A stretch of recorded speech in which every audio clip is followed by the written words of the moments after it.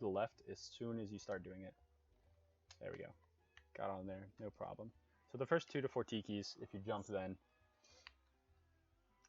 So now we're going to want to switch back to Sandy down below, and this is a good place to show off the bubble wand thing. If you hit the bubble wand twice, you descend really fast. So we can just bubble wand twice and we're over there. And I really like this because it's just flinging Sandy into the abyss. You're just going to want to head this way, and you'll get grabbed by a cutscene. Don't know why I said that so weird. Okay, let that guy fire 1, go around, and you should be able to get off a kick before he throws that second one, but I didn't quite. So next up, we're going to go towards this tartar sauce to get this wheel. And after him, we're heading this way to go and get on this platform.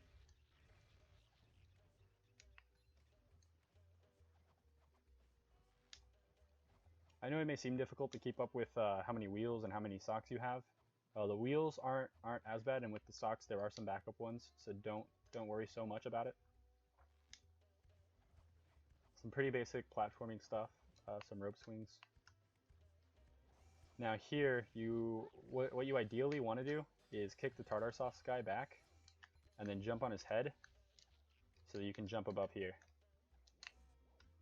And you might get caught under that lip a little bit like I just did, but just multiple tries will help you get to that. Now if you really can't do that, you can bounce over here, and then just do a double jump with Sandy and rope swing over here to get that 9th wheel. We only have 1 more wheel to get before we go to the lighthouse. And we get our 9th sock right there as well. Yeah, so I didn't need to get that sock. We get our 9th sock as well. So this looks like a hard trick, but it really isn't. All it really involves is confidence, really. Okay, you want to get onto this pole here, and then jump. Oop, hopefully jump into there. Jeebus, that was bad. You want to get on that post to where you can get into this slide part. Also, an interesting thing here is that if you just jump off of the red and try to go up, you'll always get the ledge grab. But if you jump off of the wood instead, if you get onto this piece of wood, you're a little bit raised, elevated, and you can get up here without having to do that. Just a little thing. So normally I don't turn my camera when I do this. I just jump this way and then rope swing in, and you can grab the ledge there. You can get in here without having to grab the ledge, but it's a little bit harder, and I normally don't get it. Now we want to jump outward and then jump back up to land onto the slide right here. We're going to start sliding. I know this sounds like a lot of information, but it's really easy once you start practicing it. We're going to slide on here for about half a second, not even, and then jump off, do a double jump, and start our rope swing, and go and get the last steering wheel that we need. So just like that. That's exactly what you want to do. And if you have good rotation, you'll land on that platform. If not, then you'll land lower, and it's okay. You can just go back. You can still get the wheel by holding it, and then you'll land on this platform over here, and you can go back over here and get back here as well. So now this is a kind of cool little skip thing. Earlier there's a skip like this, but it's very difficult, so I won't be teaching it in this, probably in a different version. But you're going to do a double jump off of this ledge. Looks like you totally can't make it over there, right? You're going to do a double jump off this ledge, and you're going to start spamming X, or whatever rope swing button you have. And you'll grab the rope swing that's right up here. So now that we got that, we're going to double jump and get down here again. This last robot's going to fire at us. So you can either just kind of go under it or go around it. Be careful though, because there is splash damage with them. And then for the second hit, you normally can get close enough to where you can just kick him. And that concludes Uptown. We're going to switch to Spongebob because you need Spongebob to hit this button over here. Sandy doesn't have any kind of ground pound. So we're going to hit the button activating the trampoline, and then take the trampoline up. And if you missed a sock earlier, this is a recovery sock you can get here. If you somehow missed 2 socks, there's another one in the lighthouse. But it does take quite a bit of time to get it. Again, these runs are in no way, shape, or form meant to be super quick. It's really just to get you introduced to the game and get you in on the mechanics and some of the cool kind of skips that it has, the potential. So once you enter here, you want to go and select go. and hit this guy as fast as possible. Now, he spawned one, so I will have to take care of him before the floor breaks. But when the floor breaks, the next machine is going to be right below this. So I want to kill this guy and then just line up right here. Hit this next machine, and then you're going to go to the right. Hit this next machine. Keep on going to the right. That one, and then there's one more. Oop, I think he spawned somebody. Yeah, he did. He spawned a Tartar guy. So you're basically doing half circles then. After the first one, you just keep going to the right. We got one more before the bottom. There we go. And then once you hit that bottom one, you're going to get on the middle platform and go across. It's important to go across because you want to hit the one on the spatula side before you hit the machine on the steering wheel side, because it'll prevent you from spawning a bunch of really annoying robots. Hitting both of them pretty fast is only going to give you a few robots like this, and then you can just come on over and collect the spatula. You also want to make sure you get the wheel over here, because that's the last one we need from Miss Puff. So now we got the uptown spatula. That puts us at 12. And we have 9 socks. We need 10 to get a spatula from Patrick. Patrick has a sock by him, so that's already covered. Then we're gonna grab this. If you did miss another sock, you can get it at the top of here by going up the trampolines, but I won't. So pressing pause and then hitting A right away will take you to the end of the road, which is where Miss Puff is.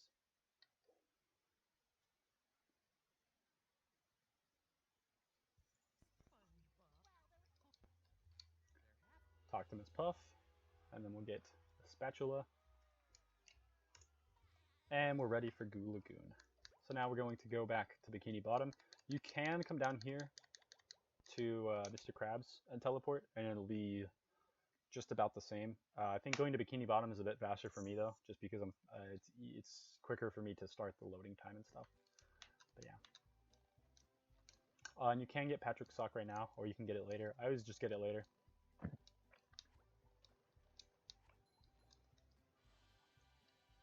So we have 2 more spatulas to get besides Patrick's sock, and they're pretty easy ones, but they take a little bit of know-how. So because we did the hand glitch earlier, this is going to allow us to get outside of the map, at least in a particular zone that we need to get underneath the map. And by getting underneath the map, we're going to be able to skip a large portion of it and get a star that otherwise would take a while. A spatula that would otherwise take a while. Now for this part, you can do what I just did and get on top of it by jumping. It's not a very hard trick, by jumping on top. But then to make this jump, you have to wait until you start to fall off before you do the double jump and then a bubble spin. Otherwise, you're guaranteed not to make it. So again, that's jump up here, and then double jump at that, and you should get the cliff. I think there's a way to get it without the cliff too. If you can't do that, just hop on here and press Y, or whatever your bubble helmet button is. The version differences, I think, only have to do with loading time, so I think I'm pretty sure all of the tricks are doable on every console. You can just walk past this guy without having to worry about him. And then we're heading to the left here. So this is where we're going to be going out of bounds. We're going to jump onto the floating tikis here. You only have to jump onto these first 2, but you can go onto the 3rd one if you want. And then you want to kind of aim and to jump onto these things here. And being as fast as you possibly can there will help. It's very important that you don't jump too early for this and hit the water here, because that will kill you. The water is deadly right there. Or it will activate the death barrier. So now that we're underneath, we're going to go right around this guy. And we want to hug the shoreline, not too close because we'll get stuck by all these polygons and have to kind of get jagged out. But we don't want to go too far either, because I can't even show it. There's basically this drops off right here and just falls forever, and you'll be screwed. So now we're gonna just walk around this. And if you get stuck on any of these polygon things, just move out a little bit and go back in. Walk across here. Let me make sure I got a save state set. There we go. And your camera might be a little derpy for this portion. It really just takes like wiggling it out and hoping that it doesn't derp on you too hard. We're just gonna keep heading this way. And normally you'd have to activate some kind of raft, I think here, yeah, with the 2200 to go across this water and to, or it might be ice that you're doing instead. I don't know. I've never gotten this one legitimately. You want to come right around these dragons, and if you go in between them, you're most likely to get hit, even if they aren't blowing. And then we're gonna come right here to the spatula. The spatula's kind of, shut up, Mario. Oh gosh.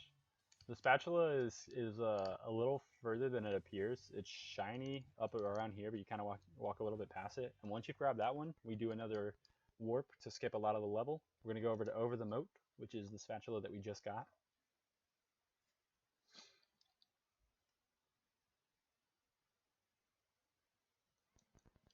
And now that we're Patrick, we're going to hop this way.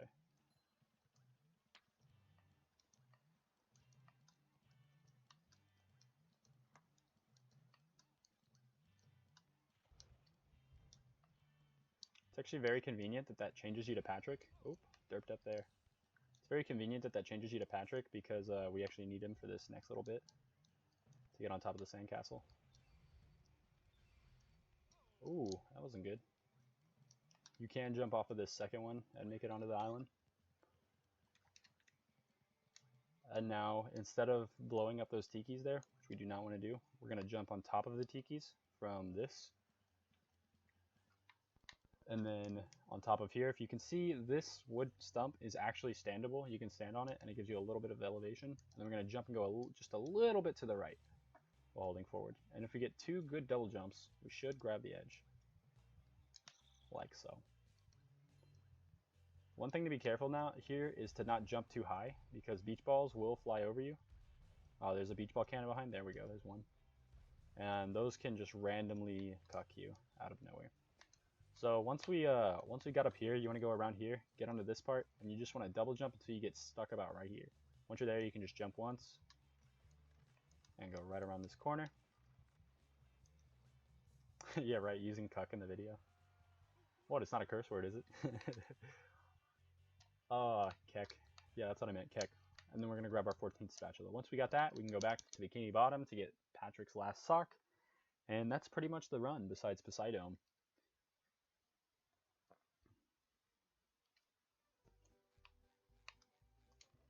This is actually kind of silly that I've like stopped and redone.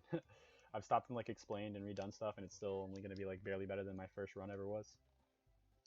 My first one. An important thing with Pat is that you have to, like I just forgot there, is that you talk to him, grab that sock, and then you have to walk away, kind of to about right here, and then walk back, and then talk to him, and he'll say that you have gotten the 10 socks. It just doesn't activate the first time if you haven't talked to him before. Forgot to split, lol. Look at those glods. Now we're going to go into Poseidon, which is the boss fight for this run, I guess you could say. Not a whole, that, yeah. Not a whole lot you can do. Actually, no, boss fight for this run is pit jump. I don't care. One kind of thing of manipulation is if you stay close to the middle, she'll do her jump pretty fast in this first phase. The things you want to watch out for is her randomly swiping at you. The dust flying up right there. And then her landing on you, which could very well happen if that happened.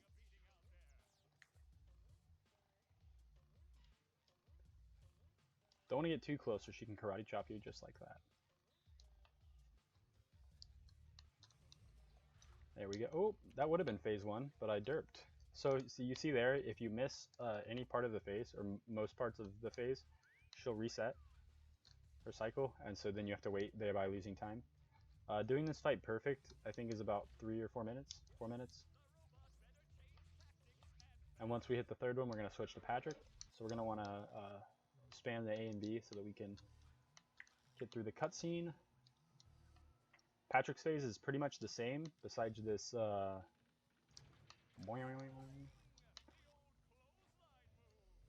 and there's actually this corner over here. Yeah, this corner over here.